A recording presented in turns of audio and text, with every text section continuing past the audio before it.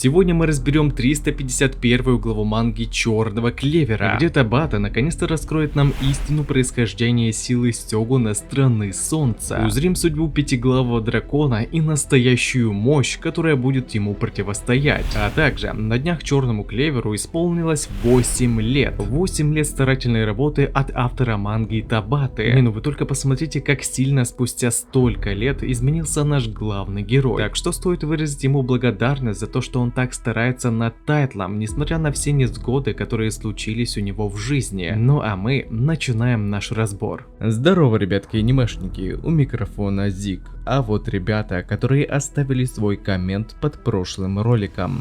Ну а мы начинаем.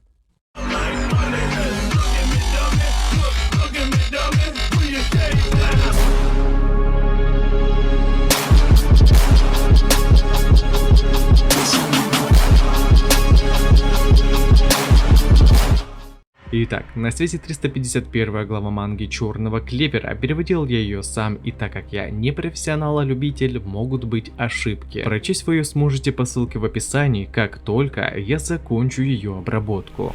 С первых же фреймов повествование начинается сразу же с эпика. После громкой фразы главного героя о том, что он уничтожит этого монстра, дракон тут же кинулся атаковать противника. Однако Астер, уворачиваясь, направился к верхней башке и с помощью Зетена отсекает первую голову от туловища, после чего, взбираясь на молотоголового, с нижнего положения он рассекает Зетеном его черепушку надвое. Сражение проходило как нельзя лучше, противники уничтожались одним за другим, но вдруг Аста замечает, что ранее уничтоженная голова моментально восстановилась, а уйдя из зоны поражения, он увидел, что молотоголовый также пришел в исходное состояние. Главный герой не понимал, как такое возможно и что ему теперь делать, ведь антимагия режет этих ублюдков словно масло, что дает возможность нам понять о том, что дракон — это магическое существо, как и все предыдущие противники, как, к примеру, древние демоны. Но в ту же очередь, несмотря на их тесную связь с маной, головы пятиглавого дракона мигом восстанавливались, не обращая даже внимания на то, что кромсали их антимагическими атаками, так и еще и Зетеном, который имеет свойство пожирать ману пораженной цели, словно разъедающая коррозия. Но, как видим, дракона в общем-то пофиг на все это. Кстати, частицы при восстановлении монстра были точно такими же, как и те, когда Люциус полностью восстановил тело Мориса. То есть паладины либо при пробуждении этого легендарного чудища, либо Лили наложила на него восстановительное заклинание после первой мясорубки с семеркой. Но видимо какое-то воздействие на монстра антагонист уже оказал. Это в который раз показывает превосходство Люциуса над главным героем, даже несмотря на его тренировки и новую технику. Представляю, как же сейчас паршиво чувствовал себя Аста за то, что ему не удается сразить дракона, даже после того, что он прошел. Но в ту же очередь мне становится непонятно, почему он не юзает остальные мечи. Да, его Зетен смог неполноценно, но спасти Лили, но вот разобраться с последствиями их действий ему не в силу. Главный герой использует даже неполноценный режим ассимиляции с дьяволом, а всего лишь его урезанную версию. В общем, думаю, вы поняли мою точку зрения. У него было еще так много вариантов, чем атаковать, а он уже взялся за голову и думает, что же теперь делать. Да, скорее всего, Асту насторожил тот факт, что антимагия вообще никак не подействовала на противника, и тут уже его опасения хоть как-то можно понять. Но факт остается фактом, он даже не использовал всю свою силу. Я даже уже молчу о полном пробуждении, когда у него появился пятый рог.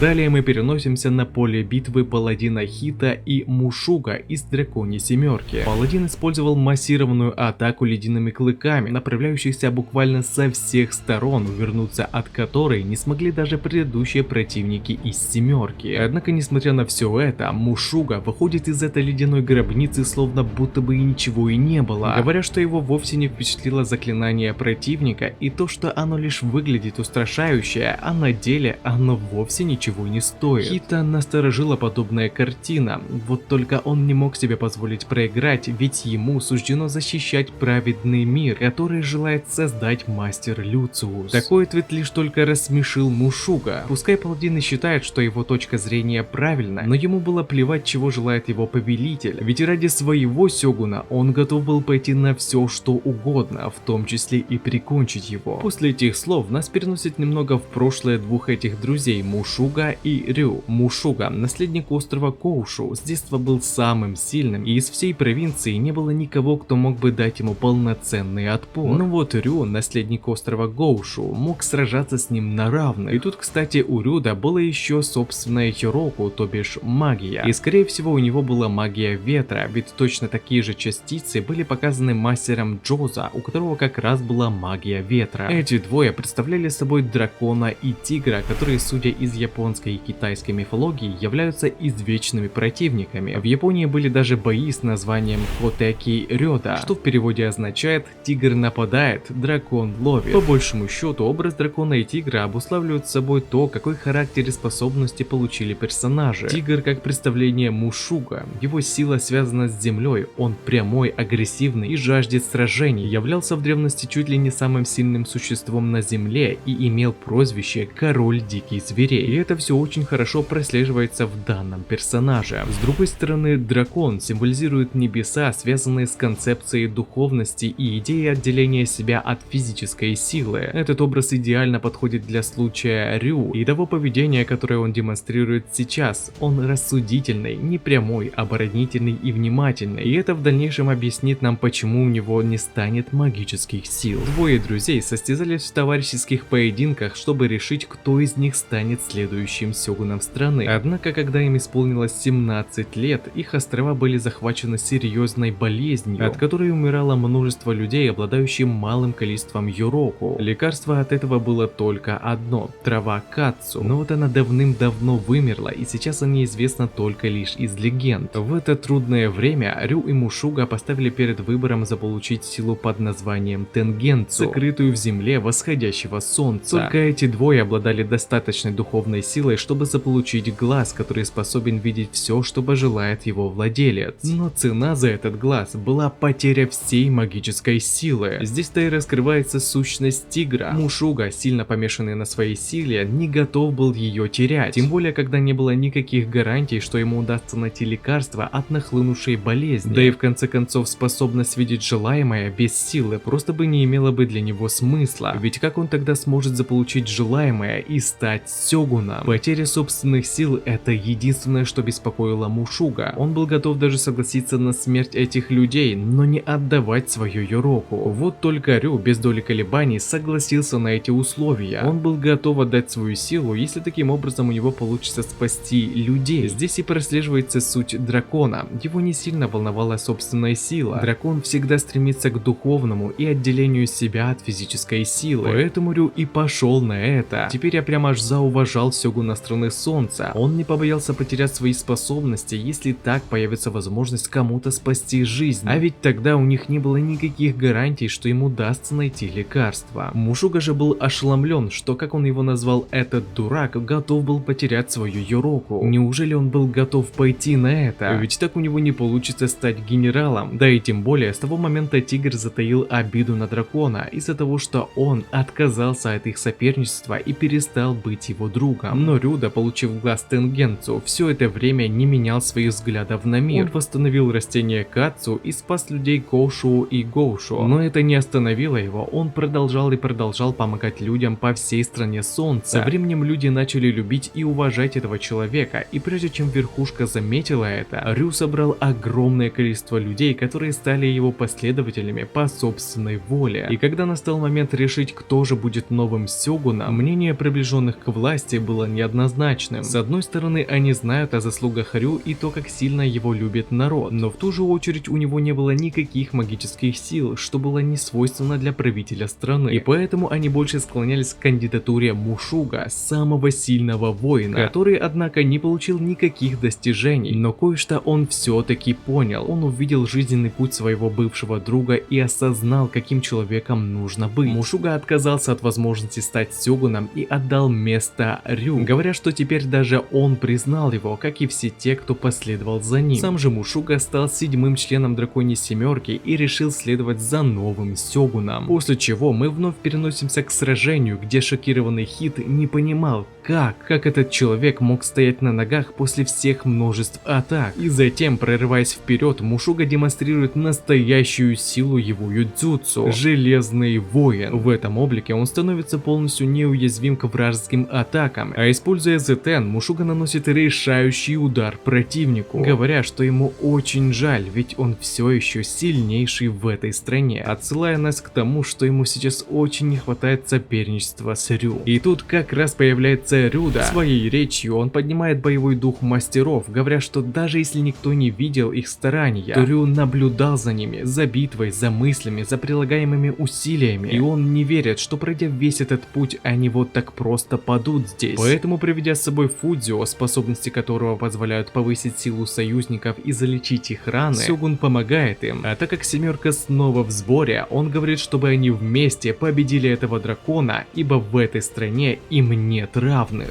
Что ж, Аста, на твою добычу положили глаз другие люди, хотя ты заявил, что сам обо всем позаботишься. Интересно будет посмотреть, как они собираются уничтожить этого монстра, даже если с ним не справляется антимагия. Может, они атакуют не головы, а туловище монстра, которое расположено под водой, как вы считаете? Хотелось бы еще сказать пару слов о силе под названием Тенгенцу. Вся эта церемония выглядит как заключение контракта, всевидящий глаз вместо собственной силы. А зная, что клан Ями был связан с дьяволом и их силой, вполне вероятно, что Тенгенцу тоже исходит от какого-то дьявола. И тогда выходит, что Рю заключил сделку с дьяволом. А на этом ролик подходит к концу. Пишите свои мысли по поводу этого ролика, выскажите свое мнение, что вам понравилось, а что не понравилось, и несколько комментариев попадут в следующие роли. Если тебе понравился ролик, тогда лайк и подписка для меня будет лучшей благодарностью. А также не забываем про колокольчик, ведь в последнее время не всем приходит уведомление. Всем спасибо за ваш просмотр, мирного неба вам над головой и всем пока-пока.